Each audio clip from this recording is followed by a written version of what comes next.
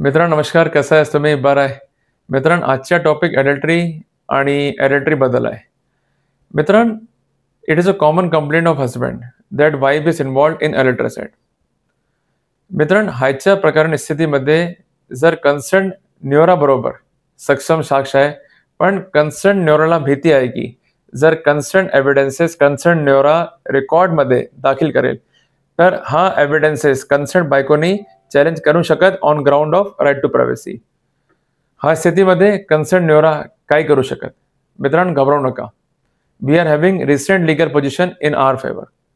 मित्रांनो कायद्यानुसार हायच्या प्रकारे एव्हिडन्स ॲडमिसेबल आहे, तर तुम्ही हा पॉईंटवर कन्सर्न ॲडल्टरीला प्रूव्ह करू शकत आणि रिलीफ घेऊ शकत. पण लक्ष घ्या, हायच्या प्रकारे एव्हिडन्स दाखल करण्यासाठी तुम्ही कलम 63 BSA ला पूर्ण पालन करण्यास बांधलेला आहे.